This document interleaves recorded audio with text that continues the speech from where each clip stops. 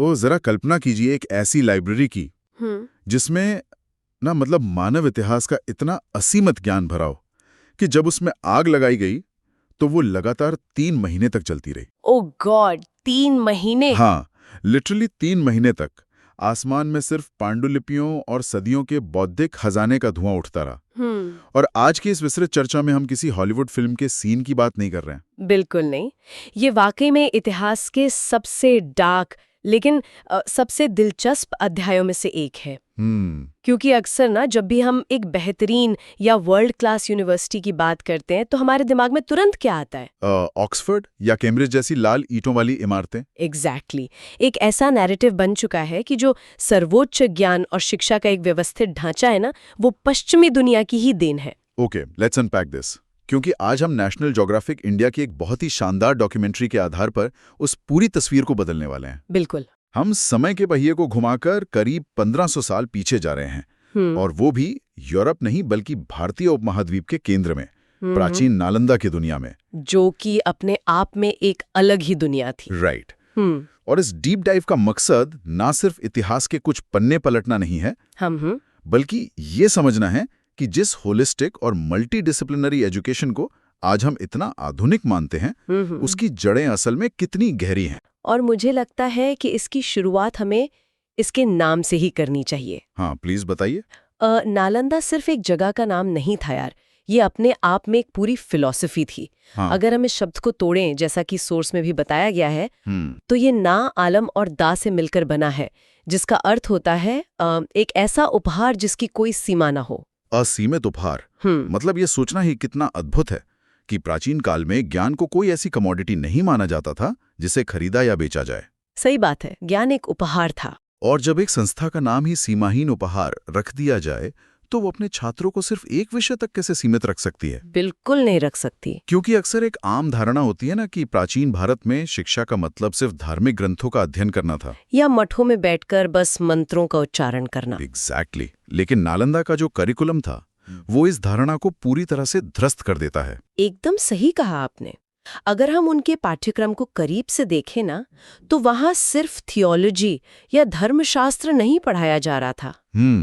तो और क्या था? ये एक बहुत ही समग्र प्रणाली थी।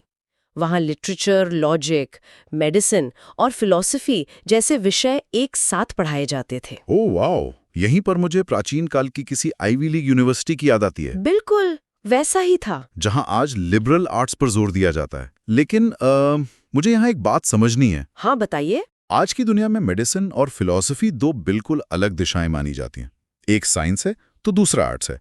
नालंदा में इन दोनों को एक ही जगह एक साथ पढ़ाने के पीछे आखिर क्या लॉजिक रहा होगा? यही तो इस पूरी व्यवस्था की सबसे बड़ी खूबी थी।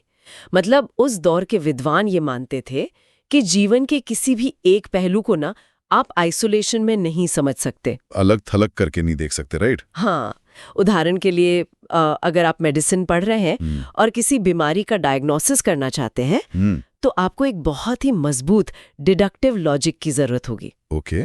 भारत में जो न्याय दर्शन है, जो कि तर्कशास्त्र या लॉजिक का एक बहुत ही जटिल रूप है, वो सिखाता था कि किसी भी नतीजे पर तार्किक रूप से कैसे पहुंचना है। क्या बात है।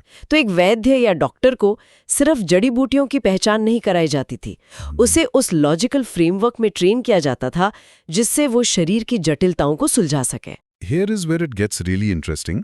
इसका मतलब है कि वो छात्रों को सिर्फ ये नहीं बता रहे थे कि क्या सोचना है, बल्कि बाकायदा ये सिखा रहे थे कि कैसे सोचना है। एग्जैक्टली। बिना तर्कशास्त्र के आज चिकित्सा विज्ञान को गहराई से नहीं समझ सकते, और बिना स्वस्थ शरीर के आप दर्शन शास्त्र के गहरे सवालों में नहीं उतर सकते। ये एक पूरा इकोसिस्टम था। लेकिन एक बात सोचिए, अगर आप एक साथ मेडिसिन, लॉजिक, थियोलॉजी और लिटरेचर इतने बड़े पैमाने पर पढ़ा रहे हैं, तो इसके लिए एक बहुत ही विशाल इंफ्रास्ट्रक्चर की भी जरूरत पड़ी होगी। बिल्कुल पड़ी होगी। आप सिर्फ मौखिक परंपराओं या कुछ 100 किताबों के सहारे तो इतनी बड़ी व्यवस्था नहीं चला सकते ना। और यहीं से नालंदा के उस सबसे बड़े अजूबे का जन्म होता है, जिसकी वजह से इसे दुनिया भर में जाना गया। आप लाइब्रेरी की बात करिए ना। हाँ, इसकी लाइब्रेरी हर विषय के ज्ञान को इतने विस्तृत रूप में संरक्षित करने के लिए उन्होंने एक 9 मंजिला लाइब्रेरी का निर्माण किया था। 9 मंजिला? और इस लाइब्रेरी में महज कुछ हजार नहीं, बल्कि 90 लाख से भी ज्यादा पांडुलिपियां मौजूद थीं। रुकिए, मुझे यहाँ थोड़ा टोकने दीजिए। 90 लाख पांडुलिपियां? हाँ, 90 लाख। और वो भी प्राचीन काल में बिना किसी प्रिंटिंग प्रेस के। ये आंकड़ा मुझे थोड़ा हिस्टोरिकल एग्जैजरेशन या अतिशोक्ति जैसा लगता है। मैं समझ सकती हूँ कि आप ऐसा क्यों कह रहे हैं। मतलब क्या इस बात का कोई ठोस आधार है, या ये सिर्फ एक मिथक है जिसे पीढ़ी दर पीढ़ी बढ़ा चढ़ाकर पेश किया गया है? इतनी बड़ी संख्या में किताबों को हाथ से लिखना तो इंसानी क्षमता के परे लगता है। ये सवाल उठना बहुत स्वाभाविक है यार। 90 लाख का आंकड़ा आज के दौर में भी बहुत बड़ा लगता है जब हमारे पास मशीनें हैं। वही तो। लेकिन हमें उस समय के स्केल और टाइमलाइन को समझना होगा। ये किताबें रातों रात नहीं लिखी गई थीं। अच्छा। सदियों तक हर एक पांडुलिपि को भोजपत्रों या ताड़ के पत्तों पर एक एक अक्षर उकेर कर तैयार किया जाता था, और ये 9 मंजिला इमारत सिर्फ किताबों का एक गोदाम नहीं थी। तो फिर ये क्या था? मतलब अगर गोदाम नहीं था तो इतनी किताबें क्यों? इसे आप उस 5वीं शताब्दी के एक विशाल ओपन सोर्स सर्वर की तरह देख सकते हैं। Open source server? वाओ। हाँ, ये दुनिया भर से आने वाले ज्ञान का एक जीता जागता डेटाबेस था। जब कोई नया स्कॉलर मान लीजिए चीन से या श्रीलंका से नालंदा आता था, तो वो सिर्फ वहां मौजूद ज्ञान को पढ़ता नहीं था। वो अपने साथ अपने देश के ग्रंथ, अपने अनुभव और अपनी खोजें भी लेकर आता था। ओह, और फिर उन्हें कॉपी किया जाता होगा? बिल्कुल, उन्हें नालंदा के लाइब्रेरी के लिए दोबारा लिखा जाता था। तो ये एक ऐसा सिस्टम था जहां ज्ञान लगातार अपलोड और डाउनलोड हो रहा था। क्या बात है! ये एनालॉजी इसे बिल्कुल स्पष्ट कर देती है ना? वो सिर्फ ज्ञान ले नहीं रहे थे, वो लगातार उस डेटाबेस को बड़ा कर रहे थे। इसीलिए उन्हें एक 9 मंजिला इमारत की जरूरत पड़ी। एग्जैक्टली। लेकिन इतनी बड़ी संस्था, इतना बड़ा सर्वर आखिर खड़ा कैसे हुआ? मुझे यहाँ टाइमलाइन को लेकर थोड़ी उलझन है। कैसी उलझन? जब हम इसके निर्माण की कहानी सोर्स में देखते हैं ना, तो वो किंवदंतियों और आर्कियोलॉजी के बीच झूलती हुई नजर आती है। हाँ, 2 अलग कहानियां हैं। एक तरफ कहानी है कि 500 व्यापारियों ने मिलकर एक आम का बगीचा खरीदा और उसे गौतम बुद्ध को उपहार में दे दिया, जहां से इसकी शुरुआत हुई। और दूसरी तरफ आर्कियोलॉजी कहती है कि नालंदा का निर्माण 5वीं शताब्दी बीसी में गुप्त काल में हुआ। ये दोनों बातें आपस में जुड़ती कैसे हैं? ये इतिहास को पढ़ने का एक बहुत ही क्लासिक उदाहरण है, जहां मान्यताएं और पुरातात्विक साक्ष्य एक दूसरे के ऊपर लेयर की तरह काम करते हैं। ओके।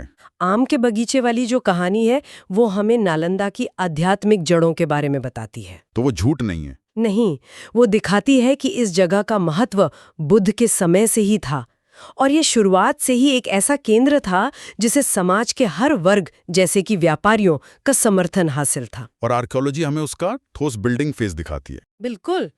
5वीं शताब्दी बीसी में गुप्त काल के शासकों ने इस महाविहार की नींव रखी, और इसके बाद 1ली शताब्दी से लेकर 7वीं शताब्दी तक आते आते ये एक विशाल यूनिवर्सिटी में तब्दील हो गया।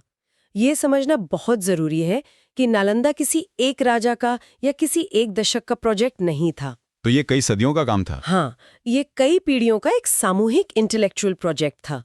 एक राजा ने हॉस्टल बनवाए, दूसरी सदी में किसी और ने लाइब्रेरी का विस्तार किया, तीसरे ने नए क्लासरूम्स जोड़े। राइट। आज भी जब हम कई एकड़ में फैले इसके खंडरों को देखते हैं तो वो सदियों के इसी क्रमिक विकास की गवाही देते हैं। ये तो ऐसा है जैसे हम एक पूरी सभ्यता के विकास को पत्थरों में दर्ज होते हुए देख रहे हों। सही कहा। और जब आपकी नींव इतनी मजबूत हो, आपका पाठ्यक्रम इतना आधुनिक हो, तो लाजमी है कि वहां पढ़ाने वाले गुरु और पढ़ने वाले छात्र भी पूरी दुनिया में सबसे बेहतरीन रहे होंगे। इसमें कोई शक नहीं है। सोर्स में नारार्जुना, बुद्धपालिता, शांत रक्षिता और आर्यदेव जैसे महान शिक्षकों का जिक्र है। और छात्रों की बात करें तो चीनी यात्री ह्वेनसांग का नाम सबसे प्रमुखता से आता है। हाँ, ह्वेनसांग का सफर तो बहुत मशहूर है। चीन, म्यांमार, श्रीलंका, मतलब दुनिया भर से लोग आ रहे थे। ये तो उस दौर का सबसे बड़ा ग्लोबल कैंपस था। और इस ग्लोबल कैंपस तक पहुंचना ना कोई आसान काम नहीं था। हाँ, जाहिर है। आज अगर हमें विदेश की किसी यूनिवर्सिटी में पढ़ने जाना हो तो हम एक एंट्रेंस एग्जाम देते हैं, फ्लाइट पकड़ते हैं और कुछ घंटों में पहुंच जाते हैं। बिल्कुल। उस दौर में सोचिए कि एक छात्र कैसे चीन से या श्रीलंका से नालंदा पहुंचता होगा। ओह, ये तो कल्पना से ही परे है।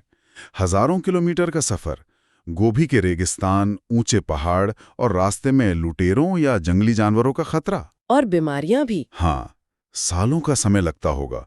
और ये सब सिर्फ इसलिए क्योंकि किसी को दर्शन शास्त्र या तर्कशास्त्र सीखना था। और सिर्फ खतरनाक सफर ही नहीं, जब वे महीनों या सालों की यात्रा करके नालंदा के दरवाजे पर पहुंचते भी थे ना, तो उन्हें सीधा दाखिला नहीं मिल जाता था। वेट, सच में? हाँ, नालंदा के दरवाजे पर द्वार पंडित हुआ करते थे, यानी वे विद्वान जो गेट पर ही छात्रों का टेस्ट लेते थे। अच्छा, तो ये उनका एंट्रेंस एग्जाम था, गेट पर ही? बिल्कुल। द्वार पंडित बाहर से आने वाले छात्रों से तर्कशास्त्र और दर्शन के इतने जटिल और कठिन सवाल पूछते थे कि ज्यादातर छात्र गेट से ही वापस लौट जाते थे। My God. सिर्फ वही अंदर जा पाता था जिसका बौद्धिक स्तर उस सीमाहीन उभार को ग्रहण करने लायक हो। ये तो किसी भी आज के कॉम्पिटिटिव एग्जाम से ज्यादा खौफनाक है यार। है ना? मतलब जान की बाजी लगा के पहुंचो और फिर गेट पर ही फेल होके वापस जाओ।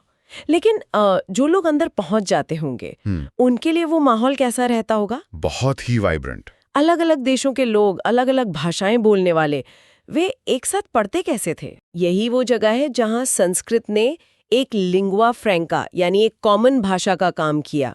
ओहो, संस्कृत? नालंदा सिर्फ एक शिक्षण संस्थान नहीं था, ये एक बहुत बड़ा थिंक टैंक था। जब अलग अलग सभ्यताओं के सबसे तेज दिमाग एक जगह इकट्ठा होकर एक कॉमन भाषा में दर्शन और विज्ञान पर डिबेट करते हैं, तो वे सिर्फ किताबी ज्ञान का आदान प्रदान नहीं करते, वे एक ग्लोबल नैरेटिव सेट करते हैं। ये एक ऐसा बौद्धिक पुल था जिसने पूरे एशिया को एक वैचारिक धागे में पिरो दिया था। और ये धागा कोई 1-2 सदी नहीं, बल्कि पूरे 700 सालों तक दुनिया को जोड़े रहा। 700 साल! 700 साल एक बहुत लंबा अरसा होता है। इतिहास में कितने ही साम्राज्य आए और मिट्टी में मिल गए, लेकिन नालंदा 7 सदियों तक ज्ञान का प्रकाश फैलाती रही। बिल्कुल। लेकिन इतिहास का एक बहुत ही क्रूर नियम है, जो बनता है वो अक्सर टूटता भी है। दुखद है लेकिन सच है। और 700 सालों के सुनहरे सफर के बाद नालंदा का जो अंत हुआ, वो इतिहास के सबसे दर्दनाक पन्नों में से एक है। हाँ, नालंदा ने अपने लंबे सफर में कई हमले झेले थे, लेकिन 12वीं शताब्दी में बख्तियार खिलजी का जो हमला हुआ, वो इसके लिए सबसे घातक साबित हुआ। सोर्स के मुताबिक इस महाविहार को पूरी तरह से नष्ट कर दिया गया और उसमें आग लगा दी गई। So what does this all mean? जब हम चर्चा की शुरुआत में कह रहे थे कि लाइब्रेरी की आग 3 महीनों तक जलती रही, तो ये सिर्फ किसी पुरानी इमारत या कुछ ताड़ के पत्तों का जलना नहीं था। वो 3 महीने असल में इंसानियत के ज्ञान का अंतिम संस्कार थे। बिल्कुल सही कहा आपने। 90 लाख पांडुलिपियां, जिनमें न जाने कितनी बीमारियों के इलाज लिखे होंगे, न जाने अंतरिक्ष के कौन से नक्शे होंगे, वो कौन से तार्किक सूत्र होंगे जिन्हें इंसानी दिमाग ने सदियों की मेहनत से डिकोड किया होगा, सब धुएं में उड़ गया। वो सब कुछ हमेशा हमेशा के लिए राख हो गया। जब कोई सभ्यता अपना इस तरह का ज्ञान खो देती है ना, तो वो सिर्फ अपने अतीत को नहीं खोती, वो अपने भविष्य की कई संभावनाओं को भी नष्ट कर बैठती है। ये बात तो है। हम आज कभी नहीं जान पाएंगे कि उस राख के ढेर में ऐसे कौन से वैज्ञानिक या दार्शनिक रहस्य दबे थे जो शायद आज की मॉडर्न साइंस को भी कुछ नया सिखा सकते थे। ये सोचना ही रूह कांपा देता है। उस 3 महीने के धुएं ने पूरी मानव जाति को बौद्धिक रूप से कई सदियां पीछे धकेल दिया। एक ऐसी जगह जिसने बिना किसी सीमा के सबको उपहार दिया, उसका अंत इतना हिंसक और निर्मम था। ऐसा लगता है जैसे किसी ने हमारी साझा मानवीय चेतना का एक बहुत बड़ा हिस्सा काटकर हमेशा के लिए अलग कर दिया हो। लेकिन इसी दर्दनाक अंत के साथ सोर्स एक बहुत ही गहरी और उम्मीद से भरी बात भी सामने रखता है। हाँ, और वो बहुत जरूरी है। किताबें जलाई जा सकती हैं, इमारतें गिराई जा सकती हैं, लेकिन ज्ञान की प्यास का जो डीएनए है, उसे आप नहीं जला सकते। बिल्कुल। और इसी का नतीजा है कि आज सदियों बाद नालंदा ने एक नया जन्म लिया है। जी हाँ। भारत के पूर्व राष्ट्रपति डॉक्टर एपीजे अब्दुल कलाम की पहल और विजन के कारण नालंदा एक मॉडर्न इंटरनेशनल यूनिवर्सिटी के रूप में फिर से खड़ी हुई है। ये राख में से एक फीनिक्स पक्षी के दोबारा उड़ने जैसा है यार। ये दुनिया को एक कड़ा संदेश है कि जिस ज्ञान की नींव में असीमित उपहार का विचार हो, उसे कोई हमला हमेशा के लिए मिटा नहीं सकता। बहुत ही खूबसूरत तरीके से कहा आपने। पुरानी नालंदा की ईंटें भले ही खंडर बन चुकी हूं, लेकिन उसकी जो आत्मा थी वो आज भी जिंदा है और फिर से दुनिया भर के छात्रों को बुला रही है। ये पुनर्जन्म सिर्फ एक यूनिवर्सिटी का दोबारा बनना नहीं है। तो क्या है? ये इस बात का प्रतीक है कि भारत हमेशा से उस ज्ञान का रक्षक रहा है जो पूरी मानवता के काम आता है। सच में, जब हम नालंदा की इस पूरी यात्रा को देखते हैं, 5वीं शताब्दी BC की नींव से लेकर 9 लाख किताबों की लाइब्रेरी, वैन थैंक्स ऐसे यात्रियों के खतरनाक सफर और फिर उस 3 महीने तक जलने वाली आग की त्रासदी तक, तो ये समझ आता है कि भारत का ज्ञान सदियों से दुनिया को रोशन कर रहा है। सोर्स में एकदम सही कहा गया है कि बेहतरीन एजुकेशन की इतनी गहरी और प्राचीन विरासत को देखकर कोई भी यही कहेगा कि it happens only in India. और ये कहानी हमें आज के दौर में भी एक बहुत ही जरूरी सबक देती है। कौन सा सबक? आज हम ना ज्ञान को बहुत आसानी से लेते हैं। हमारे फोन पर, इंटरनेट पर सब कुछ मौजूद है, एक क्लिक पर। हाँ। लेकिन नालंदा हमें याद दिलाती है कि ज्ञान का संरक्षण कितना मुश्किल और कितना अहम काम है। और इसी विचार के साथ हम अपनी आज की इस डीप डाइव को समेटते हैं।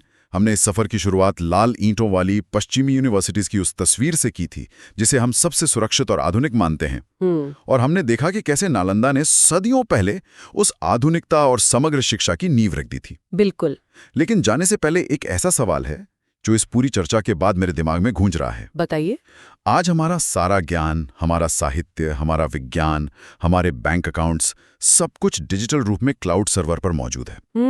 सब कुछ ऑनलाइन है। हमें लगता है कि हमने इस ज्ञान को हमेशा के लिए सुरक्षित कर लिया है। लेकिन जरा सोचिए, अगर प्राचीन काल में पीढ़ियों की मेहनत से बनाई गई 90 लाख भौतिक पांडुलिपियां महज 3 महीने के धुएं में हमेशा के लिए गायब हो सकती हैं, तो क्या हमारी आज की ये डिजिटल दुनिया, जो सिर्फ डेटा सेंटर्स और तारों पर टिकी है, किसी ऐसे ही वर्चुअल धुएं या किसी ग्लोबल सिस्टम क्रैश से पूरी तरह सुरक्षित है? बहुत ही डरावना सवाल है ये। क्या हम भी एक स्विच बंद होने पर अपना पूरा इतिहास खोने की कगार पर खड़े हैं? सोचने वाली बात है। इस विचार के साथ हम आप लोगों को यहीं छोड़ते हैं। ज्ञान की रक्षा करना सिर्फ 12वीं शताब्दी की नहीं, हमारी आज की भी सबसे बड़ी चुनौती है। सोचने के लिए बहुत कुछ है।